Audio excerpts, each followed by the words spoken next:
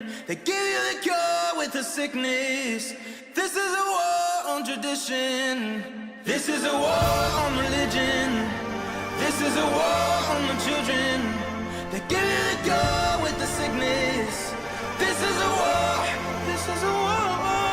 This is a war that we living through. Never reveal to you that they also leaving killing you. They don't tell you what the hell you agreeing to. Sheeping and hurting you, don't know who leading you. Keep on proceeding to follow. Your mind is so hollow. Are you being coddled by government swallowing up everything that the media tell you without a question or a problem? All of these sheep being slaughtered, they poison the water, removing the father. Ain't trusting these daughters, ignoring blue collar, keep printing the dollar, brainwashing your sons and your daughters. Ain't got any honor if I'm being honest.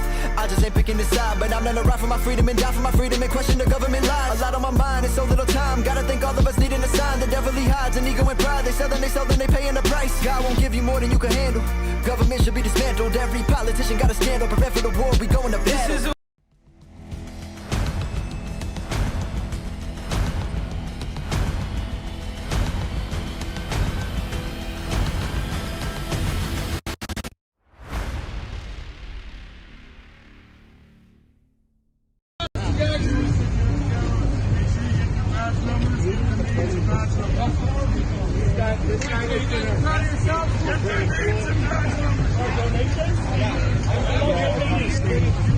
So, in fact, yes, they are taking fuel right away from people as they attempt to fuel their vehicles. And people are surrounding the police, even though the police are actually being extremely calm and cool about kind of everything, except for they're taking fuel, I guess. But other than that, they're being pretty respectful to everyone, considering they just got surrounded in like 2 seconds.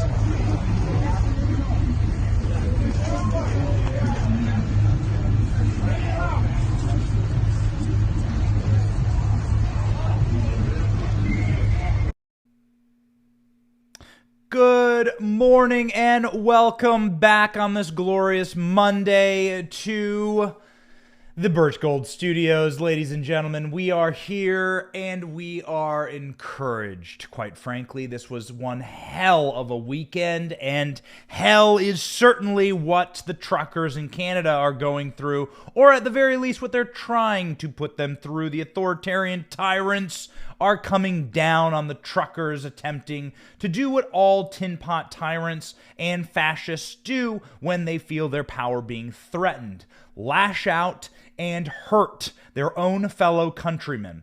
It is, unfortunately, the topic that we must cover from the start of the top of the show today because, ladies and gentlemen, these truckers are heroes. These people are not what the corporate shills in the media want you to believe that they are. These are patriots who simply want their rights and freedoms back, as all good people do. We simply want to protect our rights and protect our freedoms from tyranny. That is actually the point of America. That's the reason this country was founded, and it is the reason why we remain today. It's why we're starting the top of the show off talking about the truckers, because last night was a marked change in what is happening to these freedom fighters in Ottawa. As you well know, there are tens of thousands of truckers lining the streets of Ottawa, honking day and night, that glorious noise, that glorious sound. They sleep and live inside the cabs of their trucks. In Canada, there is a vaccine mandate to cross the border. In Canada, there is a vaccine mandate to do your job, even if you're a trucker in the cab of your truck 15 hours a day, speaking with and interacting with absolutely no one. It's insane. It's absurd.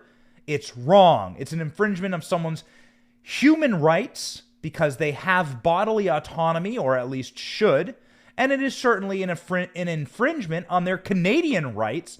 The more you look into the Canadian Charter of Rights, the more you realize exactly how illegal this mandate is. But people in Canada to this point have not stood up. Now they are standing up, and the government, the fascistic Trudeau government, is planning on stealing their fuel. We have to start our show by saying unequivocally that they want to kill their fellow countrymen, because these truckers who live inside the cabs of their truck will not have any capacity to heat their cabs to stay warm inside of the frigid Canadian winter if they steal the fuel. So it is a dire story, it is an important story, and we're going to be focusing our show on supporting the truckers, and also an announcement. Tonight at approximately 4 o'clock, we will be live from Ottawa. We have been working on getting a live feed from Ottawa. We will be live and telling the story of the truckers across our social media, and very, very excited about that. All right, ladies and gentlemen, let's jump into the story here from Newsweek. What is happening with these truckers? What are the fascists doing now? In an effort to put an end to anti-government demonstrations in Canada, Ottawa police has seized thousands of liters of fuel from the protesting truckers who have occupied the city's downtown core for more than a week. On Sunday evening, dozens of heavily armed police officers moved into a parking lot at the Ottawa baseball stadium, which has become the staging area for the protesters, and removed 3,200 liters, 845 gallons, that's a lot of fuel, being stored there to supply the truckers, according to local media outlets. By choking off the fuel supply to the Freedom Convoy, demonstrators demanding an end to all federal and principality COVID-related measures, Ottawa is hoping to break up the protest that has created a massive disturbance for many local residents and businesses. All right. Well, that's very interesting. A disturbance, huh? So now you're worried about a disturbance. Is this a disturbance to have your life and your capacity to provide for your children put in jeopardy by not wanting to take medicine that the government is forcing you to take? Is that a disturbance? Having your career that provides for your children's food and shelter, is that a disturbance? These people sat back while vaccine mandates and while true authoritarian fascism and all bodily autonomy and civil and human rights were shredded in their countries. They sat back with glee. They smirked and sipped their lattes and their wine. Their red French wine stained their teeth as they sipped under their mask. And they sat inside of their little apartments in Ottawa and they snickered at normal working class people being forced to take an injection that they may not want. And now honking is an inconvenience for them? Now they're upset because their day-to-day is interrupted by those same working class people standing up? Now they want to steal their fuel and freeze their countrymen to death? Yeah, ladies and gentlemen, this is what tyranny is. This is what fascism is. An indifference to your countrymen and always an attack on your own country. Karl Marx, Mao Zedong, Pol Pot, Kim Jong-un, Kim Jong-il, Kim Jong-un, always the most vicious and evil leaders of their countries attack within. They attack their own countrymen. Control inside their borders is the goal. It is the mark of a fascist to make sure that the enemy within is actually the one that you focus upon the most. The Soviet Union, Communist China, it was always their own people who suffered. It was always the dissidents inside of their own regimes. And now you're watching Canada go the way of fascistic tyrants by turning on the truckers, by turning on their own people. And the residents of Ottawa have the audacity to complain that it's been uncomfortable. Yeah, well, it's pretty uncomfortable when your entire livelihood is put at stake through a government mandate which is unconstitutional. Go read the Canadian Charter of Rights. On the 10th day of demonstrators, Ottawa Mayor Jim Watson declared a state of emergency. Oh, interesting. Declaring a state of emergency reflects a serious danger and a threat to the safety and security of our residents posed by ongoing demonstrations and highlights the need for support from jurisdictions and levels of government, he said in a statement. Earlier in the day, police began informing truck drivers that they would not be allowed to refuel after midnight and warned that anyone attempting to bring material support to the demonstrators would be subject to arrest. This is when you call out the oath breakers. This is when you state unequivocally that what you have as definitionally fascism, when the power of the state, which is a monopoly on violence, the state is a monopolistic, violent regime.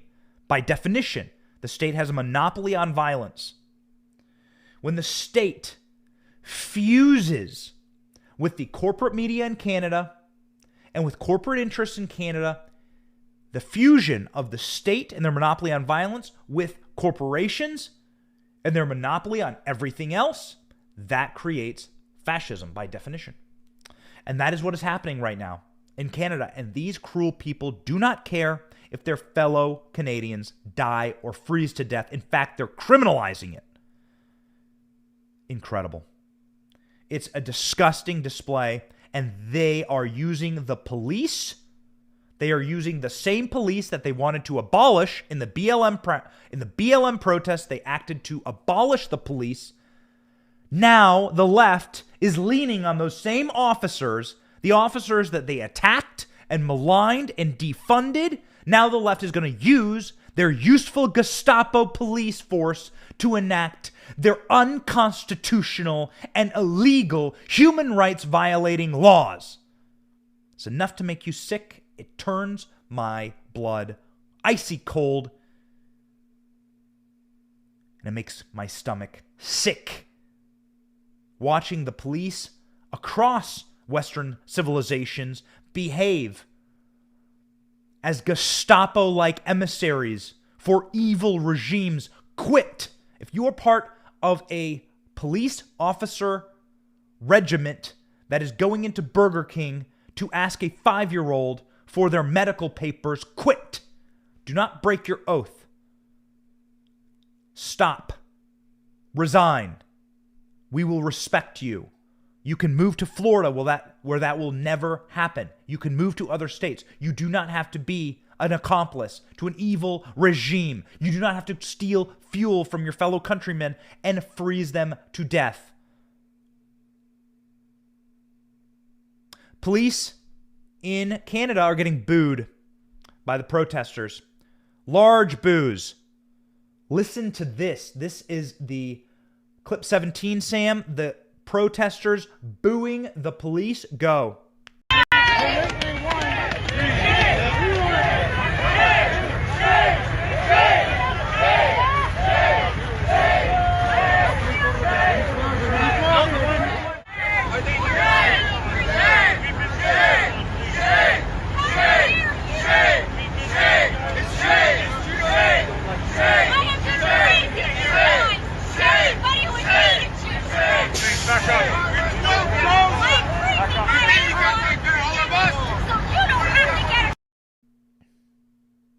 The left has a statement that I vehemently disagree with. ACAB. You can see it spray painted in urban areas and in big cities. ACAB.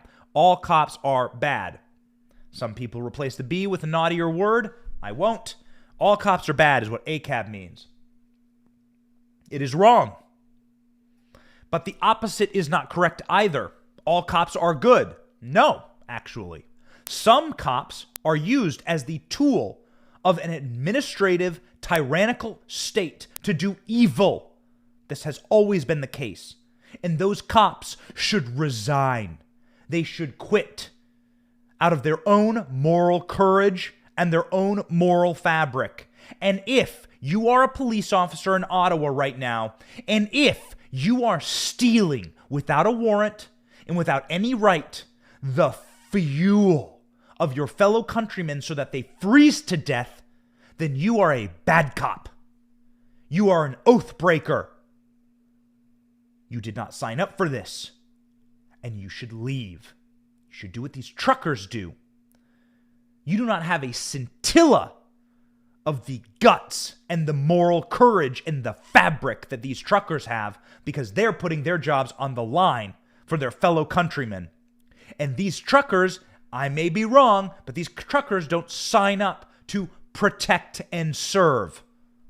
These truckers don't take an oath in order to make life better for their constituency and make life better for the people around them and their communities. These truckers are just doing their job. And they're like, hey man, tyranny is evil. I guess it's time to put our morals to the test and to take our trucks and do something about it for future generations. And we've played many interviews with the truckers. What they say is we're doing this for future generations. God bless them. Because if they don't stand up to tyranny now, no one will. These cops are oath breakers. They're agents of the state. Not all cops are good, and the ones who do not resign and leave these big cities will be used as organs, Gestapo, organs of evil regimes. Do you want that on your conscience? And I'm talking to you, members of the NYPD, who've been arresting 5-year-olds at Burger King for not having their vaccination papers. You sick people. Shame on you. Rip off your badge. Rip off your uniform. Throw it away if that is what your commander tells you to do. There are things that are more important in this world than a paycheck. I know, it's easy for me to say, but let me tell you something. Over the last 6 months, I had to move my family from Washington, D.C. down to Florida to escape these policies. They defunded their police to the tune of $60 million in Washington, D.C. And you know what I did? Instead of sitting there inside of my neighborhood with my friends and my grocery store and all the comfortable things that I had in Washington, I moved everything out of my morality for the future of my child, but then also because I wanted to make a point. I wanted to take, at the very least, my family out of what I viewed as an evil regime. And I watched what the police officers were doing. I had a number of cop friends in Washington, D.C., and what they were doing was sickening. Have some moral courage and stop following these orders. Resign. Effective Monday, the article goes on, reading to you from Newsweek once more. Effective Monday, police will begin confiscating any gas can, propane tank, or fuel of any kind that is being brought to the protesters in the downtown area. How? Where's the law? What is the order? Where is the mandate? I want to see it. Show me. Show me right now. Where's the law that says you can do that? Where's your warrant? State of emergency. Unbelievable. Over the weekend, at least several people were arrested. 550 tickets were issued in retaliation to the ongoing protests, including citations for excessive noise, use of fireworks, driving the wrong way, blah, blah, blah. Authorities have also seized and towed several vehicles, including a stolen truck, vehicle that had been abandoned on the roadway. Ottawa police, who are working with an additional 100 officers from Ontario, have launched over 60 criminal investigations. Earlier in the week, the force said it has opened 11 probes related to hate crimes. 4 people have been charged. Oh, interesting. The city has yet to ask for military aid, although last week Prime Minister Justin Trudeau said he saw no reason to deploy the armed forces. This is evil. This is fascism in your country. Remember this. I watched as BLM Antifa protesters raged at our White House with Donald Trump inside. I was physically there when they burned to the ground multiple buildings on White House ground. They burned them. They caused hospitalization injuries for 60-plus Secret Service agents at the White House.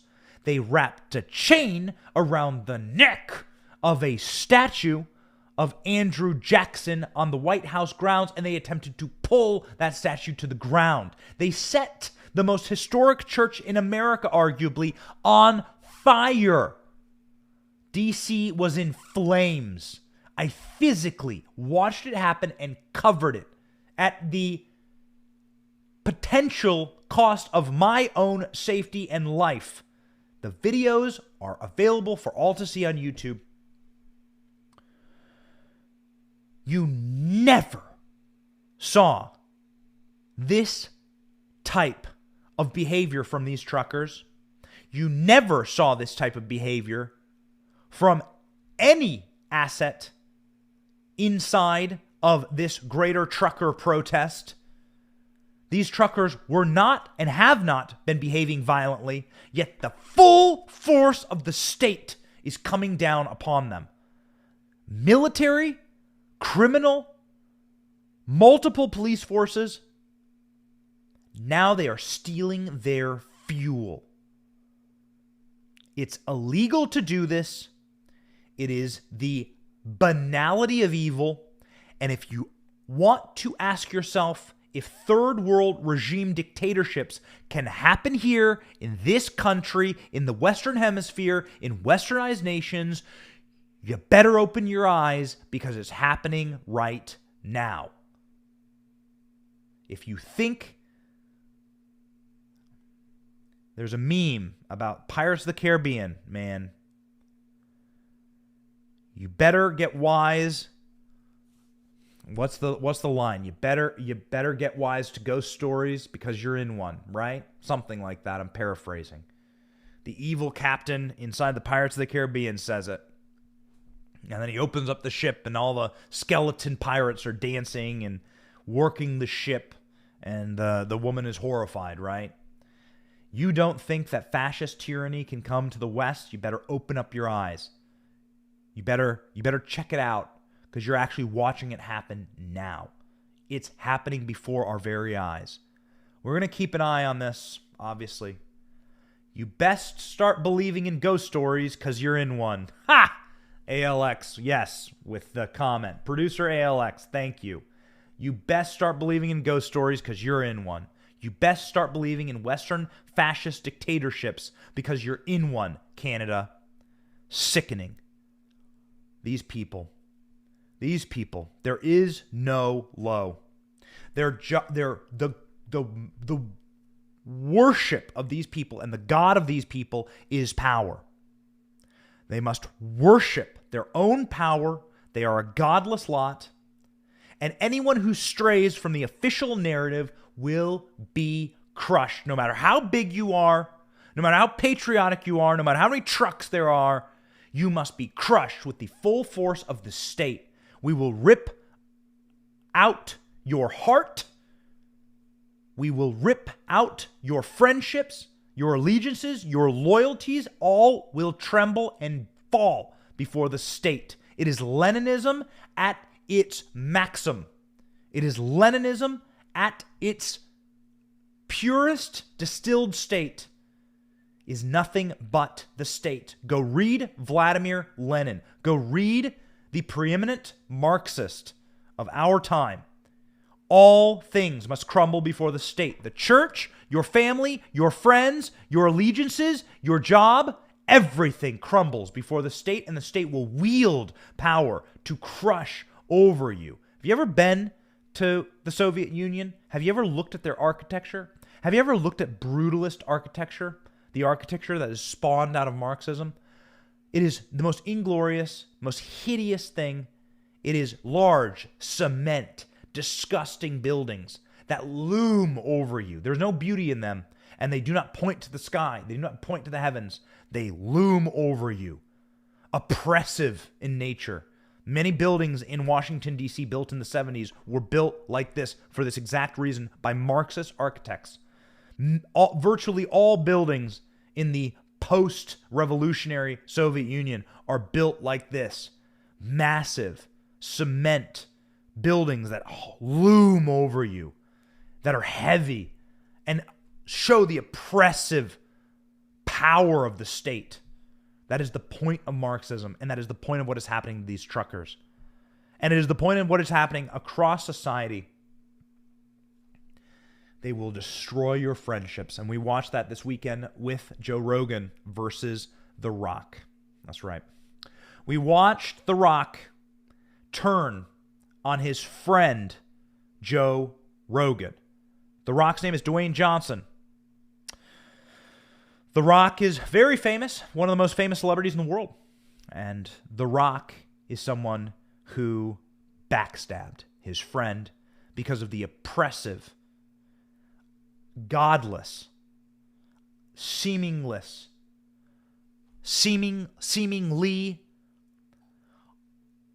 unstoppable force of cultural Marxism and all of the tools at their disposal to hurt and to leverage people. And they got to The Rock. Now, The Rock did something beautiful after the first wave of cancellations for Joe Rogan. You may recall a quick people's history. Last week, Joe Rogan released a video saying, hey, I have conversations with people. Whatever. Screw you. Suck on that. And then a wave of celebrity endorsements came through for Joe Rogan, as they rightly should, and The Rock was one of them. The Rock said, hey, I actually support Joe Rogan, and I want to come on your show. Here on screen, you can see what The Rock said. Great stuff here, brother. Perfectly articulated. Looking forward to coming on your show one day and breaking out the tequila with you. The Rock owns a tequila brand. The Rock owns a Under Armour brand. The Rock is in like every commercial and every TV show. The Rock is incredibly wealthy and incredibly powerful. One of the biggest celebrities in the world, no doubt. Well, you see, that can't be allowed. Much like the Canadian truckers can't be allowed to have funds or fuel people like Joe Rogan when the regime is going through a struggle session with them. Struggle session being the communist term for someone who is against the regime being dragged out into public and then humiliated. This happened a lot in Maoist China. Joe Rogan is going through this struggle session because Joe Rogan dared to have on people who spoke out against the official narrative, and now he's being punished for it. Joe Rogan can't have friends. Joe Rogan isn't allowed to have friends. Joe Rogan must be punished. You can't have powerful celebrity friends standing up for you. No. We're going to get to them. Here's how it happened. So the first thing that happened is a friend of our show, Jack Persobic, totally awesome dude. Go ahead and follow his work. I would say follow his podcast and his Twitter feed. Those are the best. Jack said The Rock was clout chasing and that The Rock would turn on Joe Rogan. That's exactly what happened. But The Rock wasn't even aware of what was about to happen because The Rock responded.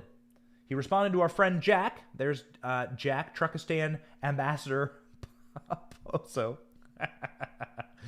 The Rock responded to our friend and the friend of the show and a colleague of mine at Turning Point USA. He said, hi, Jack, I don't clout chase my friend. You have the wrong guy. I've been buddies with Rogan for many years. His responses are articulate, straight up and fair. For years, he and I have talked about going on a show, and we will drink tequila a lot. That's what The Rock said. Okay. Good for you. Good for you. Now let's see if it lasts in the fire.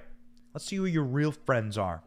So what happened then was the mob decided we need a new tactic. We're going to go and we're going to snip parts of Joe Rogan's podcast where he says naughty words. We're going to have Joe Rogan snipped totally out of context, 20-second clips of Joe Rogan saying the N-word. Okay? Now let me state very equivocally my take on this. Various charged words. I am a free speech advocate. You are allowed to have free speech in this country. Free speech is unequivocal. But there are various charged words and charged topics that need to be handled with extreme sensitivity. And so you got to be careful. I'm not going to ever say create equivocations on a ton of stuff that I think it's inappropriate. Okay? But you have to see the forest from the trees. You see, here are the rules. If Joe Rogan said a naughty word and you weren't offended then, and if you don't have any knowledge of him saying that word then, if you were not upset about it then, and if you're only upset about it now in order to gain power and hurt him, then you madame or gentleman, may kindly F right off. You must see the game here. The game is to cancel Joe Rogan. And so we're going to go through a large struggle session where we bring up his many crimes to make him look bad and to start to whittle down his base of support. That is a tactic. It is the tactic of the communist, and it is what they are using against Joe right now. And it worked. The Rock saw that out of context snippet of Joe Rogan using naughty words, and The Rock said, I'm going now to crumble. I am no longer The Rock, I am a pebble. I will crumble into the ocean. The mob has successfully used misinformation or disinformation to get me to decouple my longtime friendship with my friend and my endorsements or my various contracts or the warm glow of all the scumbags in Hollywood. That's enough for me to turn my back and backstab my friend. What a brute. The Rock tweeted an apology to a guy named Don Winslow, who I'll bring up in just 1 second. I'm not done with you, Don.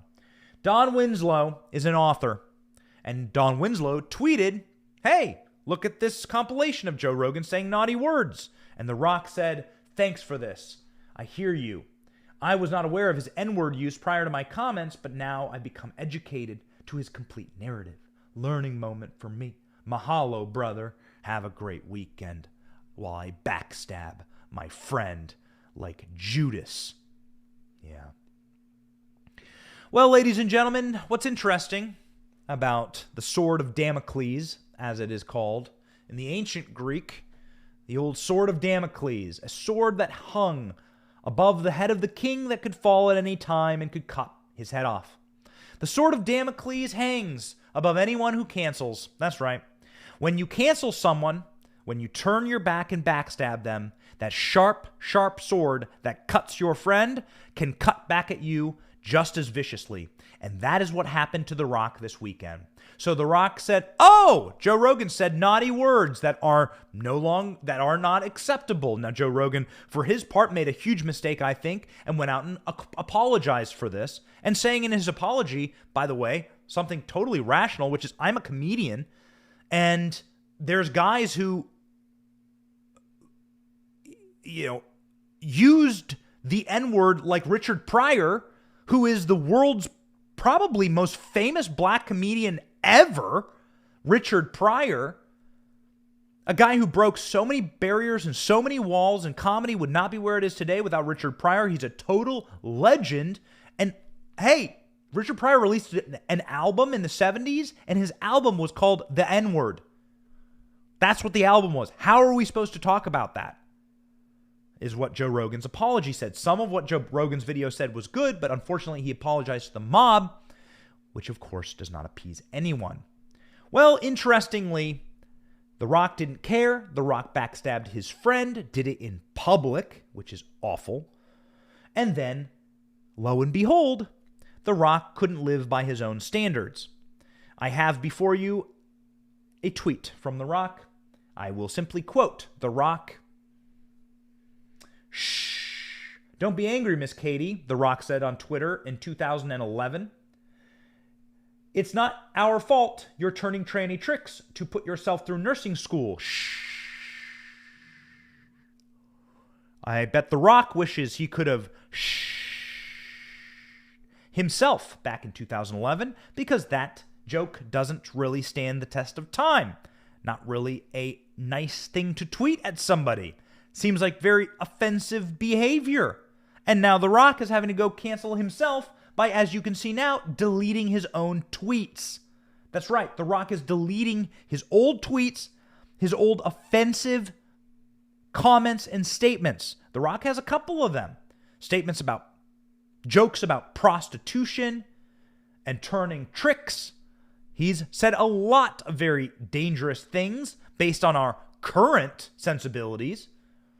But you see, The Rock's an entertainer. And entertainment and the taste in entertainment changes with the generations. So what may be hilarious to someone in the 1950s may be out of touch in the 70s. Who knows?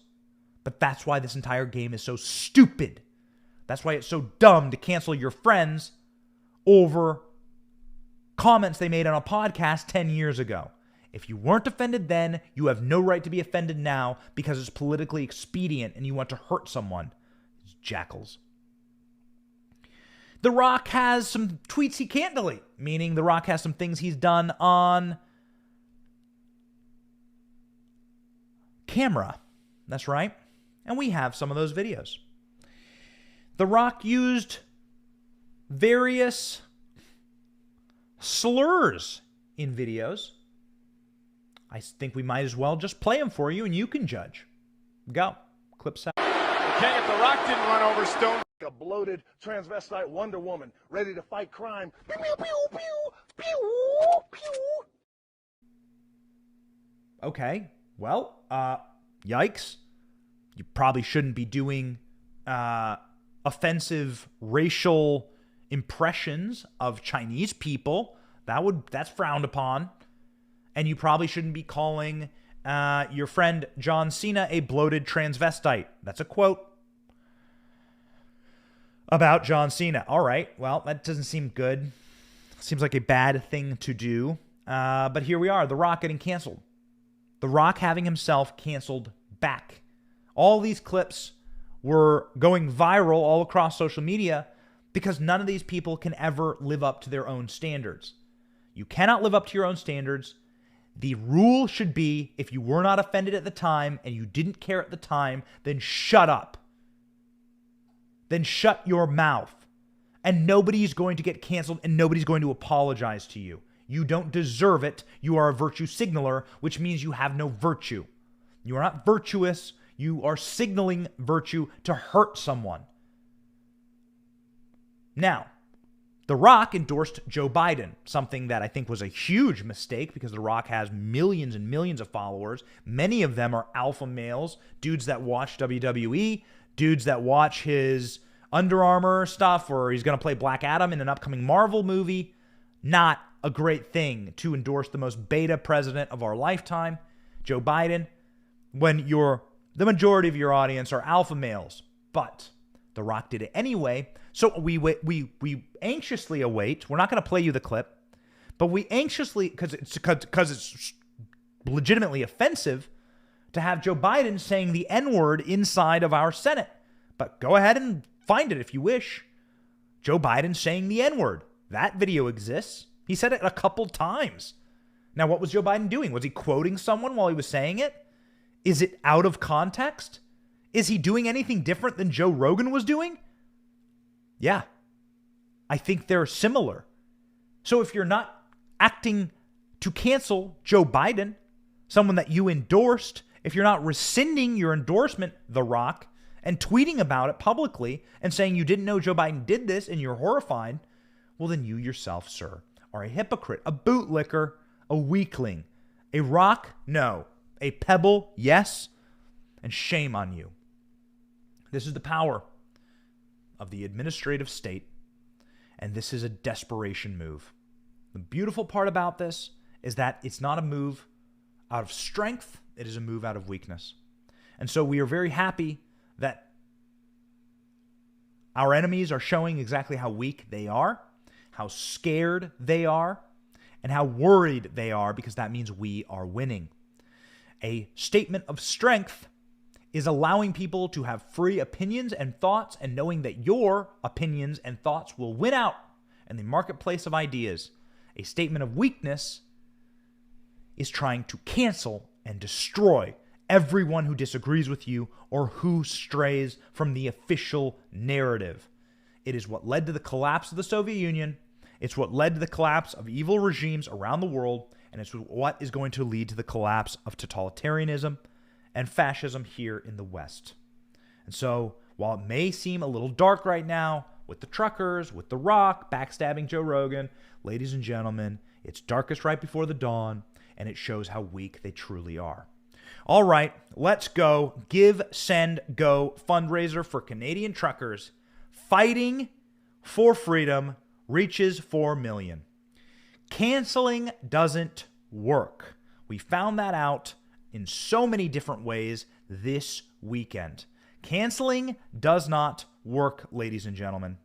It is indeed a way to make sure that the natural, freedom-minded audience of people get reinvigorated.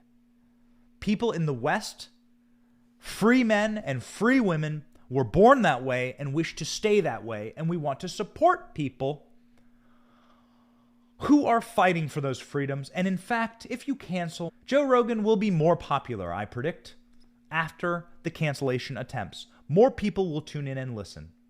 I used to work for Tucker Carlson. Tucker Carlson didn't used to be the number one person that the left wanted to cancel. He is now, and has been for years. And what has that made him? The most popular and powerful man in cable TV. People tune in because they want to cancel him. And so freedom-minded people say, hell yeah, let's go. And it is a thing of beauty. This happened this weekend with the truckers, as Canadian truckers got canceled by GoFundMe. GoFundMe canceled their capacity to raise funds, and so then they said, it is against our terms of service, and we will cancel you, truckers.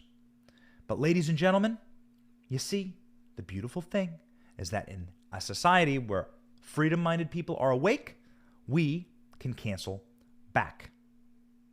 It is a wonderful, wonderful thing to see that you have people finally awake on a state and legal level, attorney generals, donors, millions of people around the world have been awakened by this trucker protest, and now the cancellation attempts, whether it be stealing their fuel or stealing their money, are going to backfire. Let's read the article from the Post-Millennial.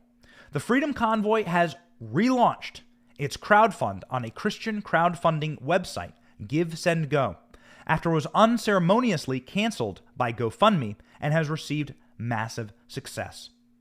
Despite some attempts to DDoS, so essentially to do a cyber attack against GiveSendGo and prevent the crowdfunding from working, the site has managed to provide stable hosting for the crowdfund, which now has received over 4 million in donations. When it was frozen, it had 8 million in donations from GoFundMe. GoFundMe initially said that they wanted to redistribute those funds to official charities. That would have been Black Lives Matter, you can guarantee it, and left-wing organizations. But after enormous amount of backlash, the site GoFundMe said, we will just be refunding all of the money. Now that money has been funneled into GiveSendGo, and you have approximately 4 out of the 8 million re-raised. As detailed by Human Events host Jack Persobic, donors are contributing large amounts of money to support the movement, with one donating as much as $250,000. As reported earlier today by the Post-Millennial, the truckers garnered well over $1 million in a single day.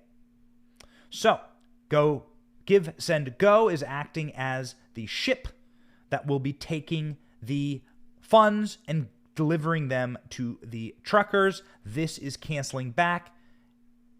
It is wonderful to see. GiveSendGo helped convoy organizers set up new fundraiser on its platform when GoFundMe moved to take down the campaign that garnered $10 million. GoFundMe first said Friday that it would refund the contributions to the remaining funds would be distributed to charities chosen by the Freedom Convoy organizers and verified by big tech crowdfunding sites. The backlash, GoFundMe later decided to simply refund everything due to donor feedback. Yeah, people were furious. People were furious over this. But the people that were the most furious were actually attorney generals from states led by the right. That's right. This is called will to power, direct action. Ron DeSantis announced Saturday that he will be working with his attorney general to investigate GoFundMe after their platform shut down the fundraiser for the Canadian truckers. The popular Republican governor promised to collaborate with the state attorney general, Ashley Moody, to investigate deceptive practices. DeSantis responded to the news saying, "It is fraud for GoFundMe to commandeer $9 million in donations sent to truckers to give causes of their choosing. I will work with Ashley Moody, the state attorney general, to investigate these deceptive practices. These donors should be given a refund." That is true. And it is really fantastic for the power of the state to finally be used against the left. The weakness of the right is why we find ourselves in these perilous situations around the world. It is true and total and complete weakness on our side to not be using the power of the states, which we run a majority of in this country, and hit back against the left. The reason they feel the power to do this is there is never any consequences. Now, Florida is joining with Louisiana and Texas, I believe, perhaps Iowa as well, in order to hit back against GoFundMe, investigate West Virginia, one of the states, having an attorney general that is hitting back against GoFundMe for this open and egregious fraud.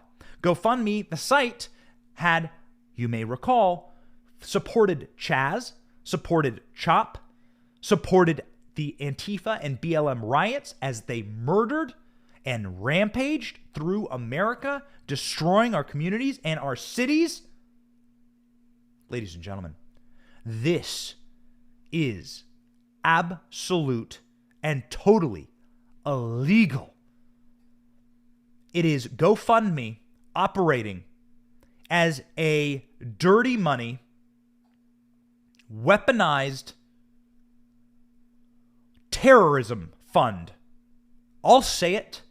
When you are attacking cops and murdering them, and when you are burning down entire city blocks, torching businesses, then that is terrorism in our streets. And GoFundMe allowed it. How many people were killed inside of CHOP in Seattle? I went to CHOP. It was bad. It was a lawless, ungovernable, horrifying place. You could hear the gunshots from my hotel. I wouldn't dare go out there at night. You could hear gunshots from my hotel, those poor innocent civilians in that part of Seattle. People were murdered in Chaz, and GoFundMe raised money for them, gave them cash. There is no difference between GoFundMe and the funding of other terrorist regimes around the world when the result are people dying, people's businesses being burned down, communities being terrorized, and GoFundMe, the leftist hacks at GoFundMe are giggling, watching it all happen, providing a funnel for evil. Yet they cut off the truckers. Sickening. Cancel back. Cancel back, ladies and gentlemen. It is the only way. I am so proud to live in Florida. Ron DeSantis, of course, will come over the top on this and will sue GoFundMe. GoFundMe should have the largest class action lawsuit in American history against it for doing this. Every single person who donated to the truckers should sue, and we should cripple them. We should destroy that site. They are funding anarchists, rioters, and people who commit terrorism. Yes, you go and you kill a cop, you burn a cop car, you drive that cop car into a business in Minneapolis, you torch people's livelihoods, people who may not have insurance, most don't, that would cover this, burn down their houses, potentially kill them. The body count for the summer of BLM and Antifa is exceedingly high. I do not know what the number is, but it is a lot. Many dozens of people, perhaps hundreds of people, died in the BLM Antifa riots, and GoFundMe cackled like demons maniacally as they gave them money to continue to loot and burn and kill. These people are disgusting. They should be sued into oblivion. They should be imprisoned. Well, ladies and gentlemen, I got to tell you, we've had a tough show. This has been a show. I mean, I was looking through this show and I was like, oh man, I better get my angry hat on, because these are some tough subjects. This is brutal. And we've got to talk a lot about the truckers getting their fuel stolen, The Rock being a backstabbing jackass. We got to talk about GoFundMe stealing the funds of the truckers. Even though they're getting their funds back, they'll never be able to recoup the many millions of dollars that they had on GoFundMe. Stop using GoFundMe. And now we get to the final story. And it's all worth it. It was all worth it, ladies and gentlemen, to finally end on a positive note. Yes, our dear friend Chris Wallace, the man who left in the dark of night Fox News, left a perfectly, what I viewed as like the Joe Biden power hour of Fox News, a man who literally argued against Donald Trump on the debate stage, throwing the debates for Joe Biden when he had the chance to. Let us remember that Chris Wallace was supposed to be our advocate during the debates. Chris Wallace was supposed to be our dear friend during the debates. The voice of the right, the voice of reason, the voice of Fox News. Yeah.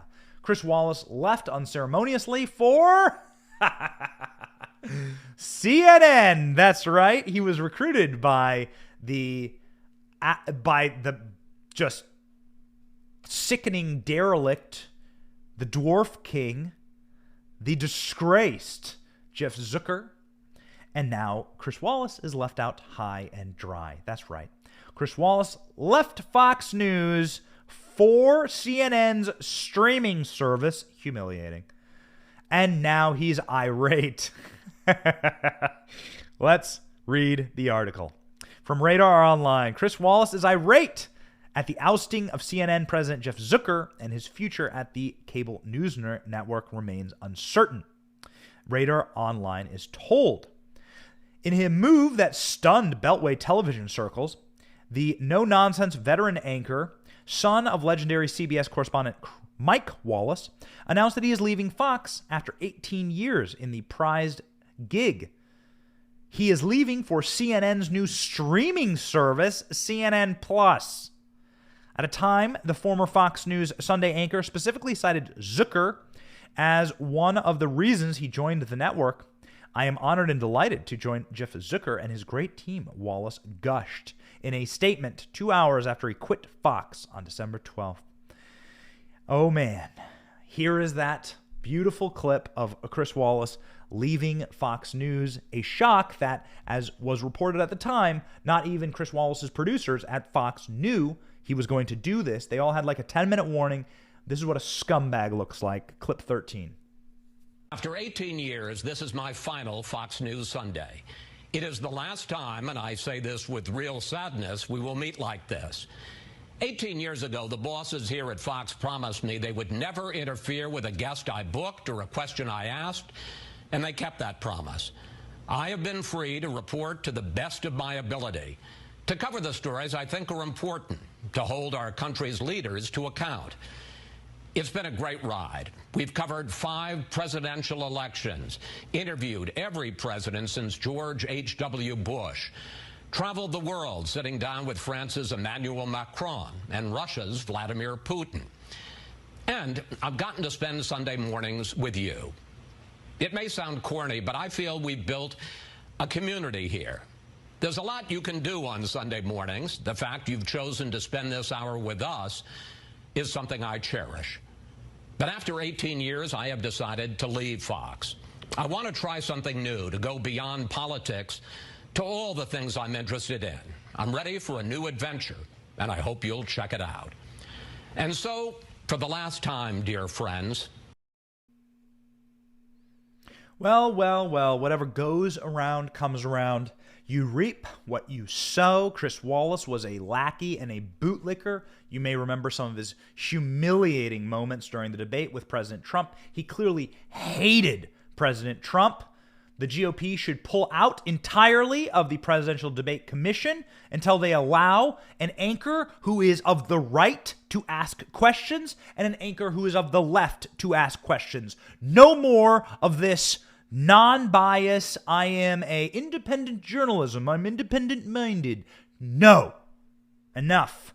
Chris Wallace, a wolf in sheep's clothing. And the wolf joined Wolf at CNN and went and trotted right across the street. Because in D.C., very small, CNN is like right around the corner from Fox News, went and trotted across the street with his wolf skin on. Jeff Zucker at the time fawned over Chris Wallace too, saying that it's not often that a news organization gets the opportunity to bring someone of Chris Wallace's caliber on board. The axed CNN boss said. Wallace, 74, 74, unbelievable. No wonder he loves Joe Biden. 74. Was slated to host a weekly interview program starting next year on CNN Plus, much hyped new digital streaming platform. Oh, good. Nothing will get the youths, nothing will get the youngins to tune in like a 74-year-old geriatric Joe Biden, George Clooney, sycophant. You can find photos of Chris Wallace traveling on Lake Como in Italy on George Clooney's little wooden boat to his mansion. Yeah, Chris Wallace, a real voice of the right, a real voice of the working class, born into pomp and privilege, and then a saboteur inside of perhaps the one right-wing network that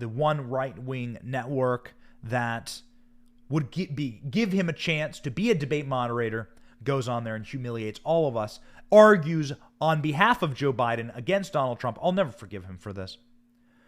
Was squeaky and squealy with glee upon Joe Biden's inauguration, calling it the best inauguration speech in American history. Yeah, Chris Wallace is scum. So proud to be part of the Newsmax family and our Newsmax show relaunched with a full hour this weekend. Please check it out. So, at the time, and before CNN's dumpster fire level implosion, Brian Stelter, a man who will most likely be fired this week from CNN, announced that Zucker was praising Chris Wallace in a statement. They were all slobbering all over each other. Clip 14, this is what good times look like.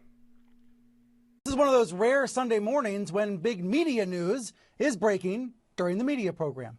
I mentioned at the top of the hour, Chris Wallace surprising everyone by leaving Fox News. Well, it turns out he is joining CNN, specifically to become an anchor on CNN Plus. That's the streaming service that's going to be launching in early 2022. So this was announced with an internal memo just a few minutes ago, and now it's going out wide. The way this works, is he does a deal, his agent does a deal with CNN. He announced his exit from Fox, and now the press release is being blasted out about him joining CNN. So let me read to you the statement that he has about his new venture. He says, "I am thrilled to join CNN Plus. After decades in broadcasting cable news, I'm excited to explore the world of streaming. I look forward to the new freedom and flexibility streaming affords and interviewing major figures across the news landscape and finding new ways to tell stories." This is Wallace's statement, adding, "As I embark on this adventure, I am honored and delighted to join Jeff Zucker and his great team. I can't wait to get started." Well. Isn't it fun to watch the regime fall? That is the theme of this live. Watch the regime implode. Chris Wallace behaved like a complete and total scumbag to Fox News, a place that he had called home, a place that quite frankly, he didn't deserve, to go and take $10 to $8 million, no one's quite sure the price of his contract with Warner Media. And then within months, maybe 1 month, I think, of his announcement, Jeff Zucker, the reason he went over to CNN, is axed, fired, down in flames last week. The official narrative is that he got fired for having failed to disclose a relationship with a subordinate. The unofficial story is what we hear behind the scenes, which is that Chris Cuomo is burning the place to the ground, and more importantly, that Jeff Zucker sucks at his job, and that CNN had lost 90% of their ratings. He went over there for Zucker. Now Zucker is gone. Wallace feels like he's been stiffed. He has no staff, no executive producer, and the guy he gave up a prized gig for has walked out the door. This is what an insider tells Radar Online.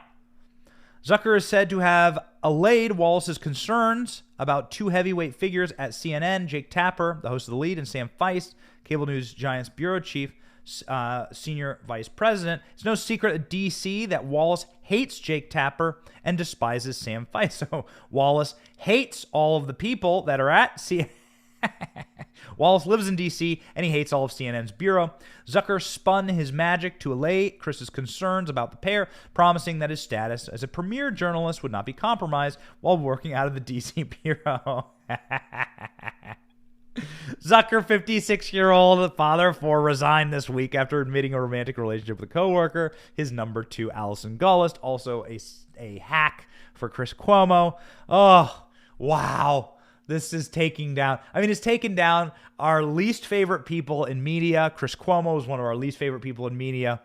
Now it looks like Brian Stelter, they're calling for his head on a platter. Don Lemon, too. Sources tell us none of these people are long for this world at CNN.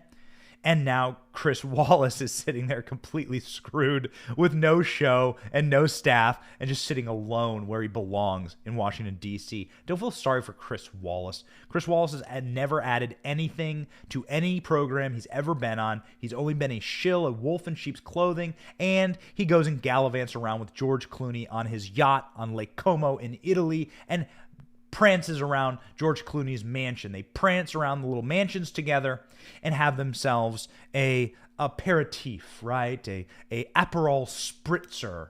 This, the voice of the working class, the voice of right-wing Fox News hanging out with George Clooney on his yacht. Shut up, Chris Wallace. Take your cash and leave. Just be gone. In fact, kind of looking forward to watching his show launch to make fun of it. We're very much looking forward to clipping that show and seeing how embarrassing it all is. We may have increased his viewership by 50% if we watch Chris Wallace's CNN digital show, LOL. This live stream will have gotten more views, no doubt. And for that, we thank you. This was a tough one, ladies and gentlemen, because there are some very big things happening. You see, there are the tectonic plates shifting. The power is moving in our direction. And if you think for a moment the people who have power, who illegitimately and callously and demonically clawed power unto themselves and has been waiting for this time to assume permanent power forever, if you think they're going to give up power freely and peacefully, you're wrong. We have to be prepared for the fight, and we have to fight together. That's why we cover the truckers. That's why we're going to be very happy to be going live with the truckers this afternoon. And it's why we're very happy to bring you these battles and to show you that the regime is collapsing because they are desperate. They are acting out of weakness, not out of strength. These types of things, sending in the police, sending in the military, taking people's money, making The Rock backstab Joe Rogan, these are acts of cowards. And they are acts of desperation. And they are acts of nervousness, and they are acts of a regime that is crumbling. And so we very much look forward to Justin Trudeau's resignation. We very much look forward to 100 seats being gained by Republicans in Congress this November, which is only 8 months away, ladies and gentlemen. 8 months away. Mwah! Let's do this thing. It's going to be awesome. And we're going to cover it for you here on these channels and and our shows, and we just thank you so much for watching. Please click like and subscribe. Please help us out by sharing this show. And ladies and gentlemen, keep fighting. We are winning. God, family, country, let's go save America. See you later today.